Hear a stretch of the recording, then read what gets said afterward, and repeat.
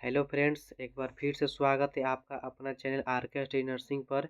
नया topic discuss करेंगे। चेहरे पर काले या भूरे धब्बे यानी कि जो मलेस्मा डिजीज होता है, क्या होता है, इसका ट्रीटमेंट क्या बनता है, सारी चीज़ें डिस्कस करेंगे। सबसे पहली चीज़ का हम सेल्फ मेडिकेशन की को बढ़ावा नहीं देते हैं। डॉक्टर के सजेशन से ही आप दवा यूज कर सकते हैं, या हमारी video call nursing student nursing pharmacy और नॉलेज इंक्रीज करने के लिए, ठीक है।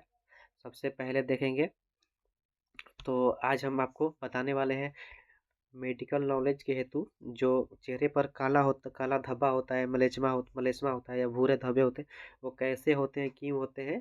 तो चलिए आपका बिना टाइम वेस्ट किए वीडियो स्टार्ट करते हैं। सबसे पहले एक नंबर, इसे देखने से पहले आप तो चैनल को सब्सक्राइब कीजिए, क्योंकि अगर हम आपके लिए मेहनत करते हैं तो आपको इतना करने का हक बनता है, ठीक।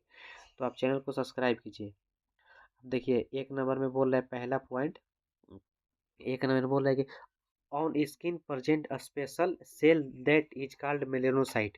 कहने का मतलब है त्वचा के ऊपर विशिष्ट प्रकार की एक कोशिका होती है जिसे मेलेनोसाइट बोलते हैं। यानी कहने का मतलब जो स्किन होता है स्किन पर एक विशेष प्रकार की, यानी एक विशेष प्रकार की कोशिका होती है स्पेशल, जिसे क्या बोलते हैं, मेलेनोसाइट बोलते हैं। देखिए यहाँ पर देख सकते हैं, ये जो स्किन है, स्किन पर एक विशेष प्रकार की यहाँ पर कोशिका होती है, जिसे क्या बोलते हैं भैया, तो इससे बोलते हैं मेलेनोसाइट। क्या बोलते हैं?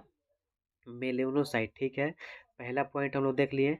अब दूसरा पॉइंट देखिएगा कि melanocyte which provided black colour to the skin become hyper active.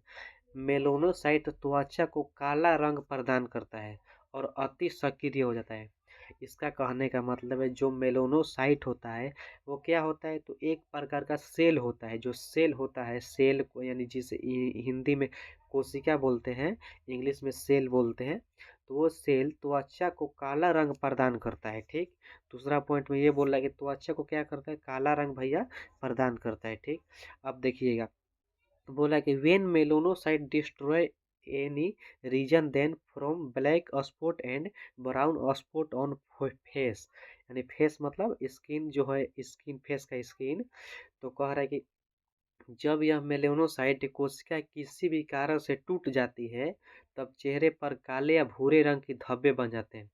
यानी जो मेलेनोसाइट कोशिका होती है, किसी भी कारण से जब टूट जाती है, यानी जो ये मेलेनोसाइट यहाँ पर कोशिका आपको दिख रही है, तो किसी भी कारण से अगर टूट जाती है तो भूरे या काले रंग के धब्बे बन जाते हैं। यानी कहने का मतलब है जो ये मेलेनोसाइट एक प्रकार की कोशिका होती है स्किन पर, ठीक। अब एक इसमें इन्फ्लामेशन हो गया या टूट गया या चूर्णित हो गया, ठीक। तो इसी में किसी प्रकार की प्रॉब्लम हो गया, दिक्कत आ गया ये सेल में, तो हमारे स्किन पर काले धब्बे, जहाँ पर ये सेल है वहीं पर ये सेल टूट कर काला बन जाती है। यानी कहने का मतलब ये बर्बाद हो जाती है, ठीक है। यानी प्रॉब्लम इसमें आ जाती है, तो वहीं टूट कर काला हो जाता है या भूरा हो जाता है, ठीक। ये एक प्रकार का सेल होता है मेलेनोसाइट। इतना समझिए, आगे देखिएगा। बोल रहा है बीमारी के कारण, यानी कॉजेज, यानी जो चेहरे पर काला धब्बा होता है उसका कारण क्या होता है, यानी किस कारण से काला धब्बा होता है। ये तो हम देखें कि जो मेलेनोसाइट होता है वो टूट जाता है तो बनता है काला धब्बा, लेकिन वो टूटता क्यों है, ये भी तो बीमारी का कारण हो सकता है। तो उसका कारण देखिएगा, एस्ट्रोजन हार्मोन का बढ़ना। यानी जो एस्ट्रोजन हार्मोन हार्मोन होता है, रिप्रोडक्टिव हार्मोन, यानी प्रजनन जो हार्मोन होता है, एस्ट्रोजन हार्मोन का बढ़ना, इंक्रीज एस्ट्रोजन हार्मोन। दूसरा प्रेगनेंसी, यानी गर्भावस्था के दौरान हो सकता है चेहरे पर काला धब्बा। सन एक्सपोर, सूर्य अनावस्था के दौरान हो सकता है, जब सूर्य निकलता है उस टाइम भी आपको हो सकता है। त्वचा की सूजन, स्किन इन्फ्लामेशन, जो त्वचा का सूजन होता है स्किन का, उससे भी आपको ये दिक्कत हो सकती है। कौन सा? तो मलेस्मा, यानी चेहरे पर काला धब्बा बनना, भूरा धब्बा बन सकता है। क्रिएटिन ड्रग्स, कुछ औषधियाँ, जैसे कुछ औषधियाँ होती है, कुछ दवा या मेडिकेशन लेने से उसका साइड इफेक्ट होता है, तो उससे भी आपको ये दिक्कत हो सकती है। जेनेटिक, अनुवांशिक, अनुवांशिक से हो सकता है। अगर अनुवांशिक यानी बच्चे के गार्जियन यानी माता-पिता में हो तो उस प्रकार से बच्चे में भी अनुवांशिकता, ये एक प्रकार की अनुवांशिकता डिजीज हम बोल सकते हैं। कॉन्ट्रासेप्टिव मेडिएशन, गर्भ निरोधक गोलियां जो होती है, एमटीपी एमटीपी किट वगैरह जितने भी होती है, उससे भी साइड इफेक्ट हो सकता है बीमारी के कारण। अधिक तनाव, स्ट्रेस, बोले अधिक जब तनाव होता है तो उससे भी आपको हो सकता है। हार्मोनल मिसबैलेंस, हार्मोनल जो हार्मोन्स होता है उसका बिगड़ जाना, हार्मोन्स अगर बिगड़ गया तो उससे भी हो सकता है। कॉस्मेटिक प्रोडक्ट जो बोल रहा है, कहने का मतलब जितने भी फार्चून की जो दुकान होती है कॉस्मेटिक, जैसे लोग बोलते हैं फार्चून की दुकान बोलते हैं, गिफ्ट कॉर्नर बोलते हैं, तो उस प्रकार से जितने भी क्रीम वगैरह फेस में लगाने वाला होता है कॉस्मेटिक प्रोडक्ट, उससे भी आपको ये बीमारी देखने को मिल सकते हैं। आप कैसे देखते हैं? जैसे लोग बोलते हैं कि 6 दिन में चेहरा काला से गोरा हो गया, 6 दिन में मात्र 100 रुपये में लगाई, मात्र 100 रुपये में चेहरा काला से गोरा कीजिए। वो सब जो कॉस्मेटिक प्रोडक्ट होता है लोकल, उससे आपको हो सकता है। ठीक, डिहाइड्रेशन, पानी की कमी, यानी शरीर में जब पानी की कमी होती है तो उससे भी आपको बीमारी के कारण हो सकता है, चेहरे पर काला धब्बा या भूरा धब्बा निकल सकता है। ठीक, आगे देखिएगा, यहाँ पे बोल रहे हैं कि डायग्नोसिस, इसका डायग्नोसिस क्या होता है? डायग्नोसिस में बोला है कि स्किन बायोप्सी, त्वचा सबसे पहला, यानी डायग्नोसिस हम इसका कैसे डायग्नोसिस निदान कर सकते हैं या करवा सकते हैं, तो सबसे पहला बोला स्किन बायोप्सी, त्वचा का बायोप्सी। त्वचा के बायोप्सी में यहाँ पे देख सकते हैं कि बोल रहा है त्वचा बायोप्सी एक ऐसी प्रक्रिया है जिसका उपयोग स्वास्थ्य सेवा का प्राप्त त्वचा स्थितियों का निदान करने के लिए करते हैं। त्वचा बायोप्सी में यहाँ पे देख सकते हैं इस प्रकार से जांच करने के लिए यहाँ पे त्वचा के थोड़ा सा भाग कट करके निकाल कर उसका बायोप्सी यानी जांच किया जाता है। ठीक है, melanin level test, melanin level test एक होता है। मेलानिन लेवल टेस्ट में बोल रहा है कि मेलानिन की स्टेप्टोक्रोप्टीमेट्री द्वारा माप किया जाता है। ठीक, ये एक प्रकार की मशीन होता है, सेप्ट्रोफोटोमेट्री, सेप्ट्रोमेट्री फोटो द्वारा इसका जांच किया जाता है। ठीक है, स्किन का मैं इसे बोलते हैं मेलानिन टेस्ट। ठीक, अब बोल रहे हैं वुड लैंप, वुड लैंप्स एक ऐसी जांच होती है जिसमें बैक्टीरिया फंगस का त्वचा का पता लगाने के लिए उपयोग किया जाता है। यानी वुड लैंप एक प्रकार की ऐसी डिजीज होता है। देखिए यहाँ पे देखिएगा,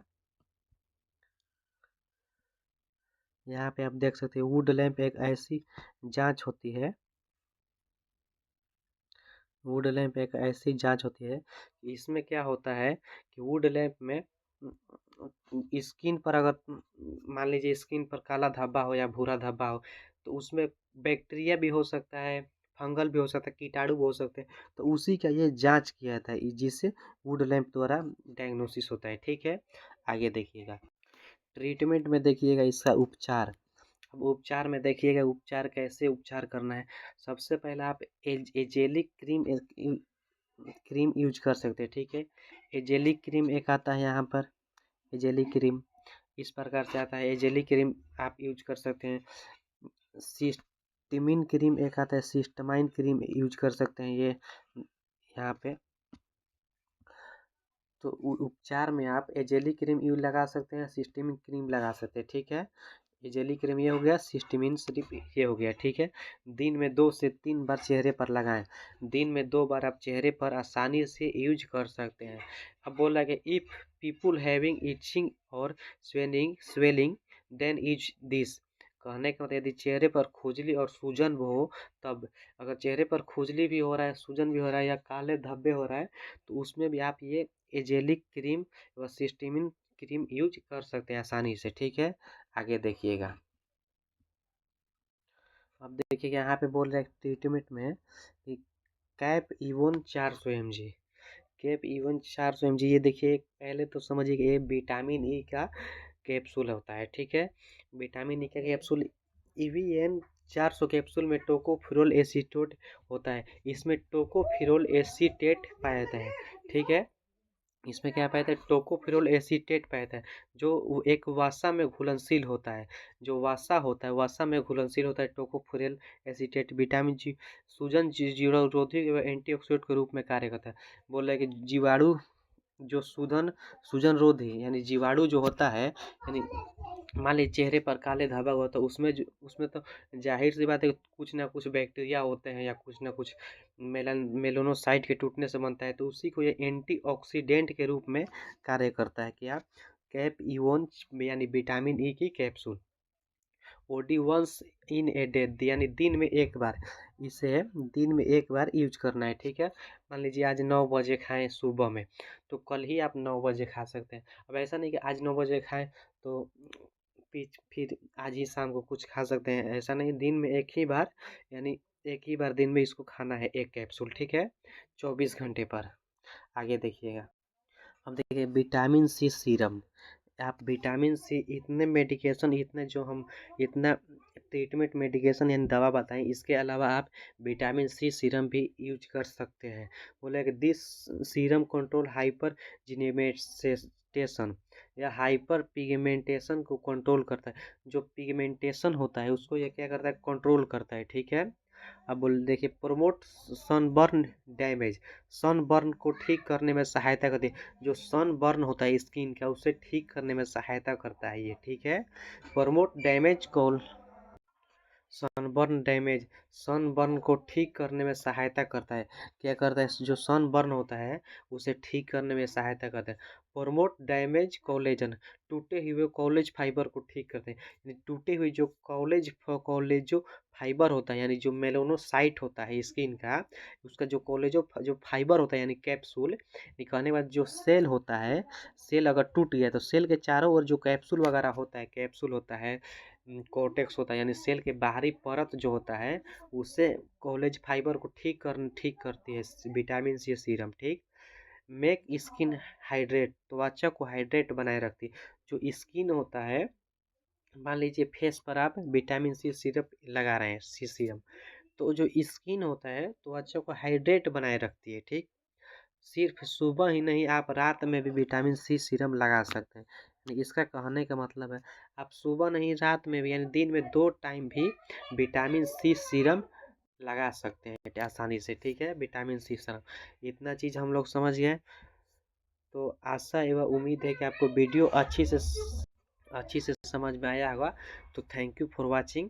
प्लीज़ पहले चैनल को आप सब्सक्राइब कीजिए। ठीक है।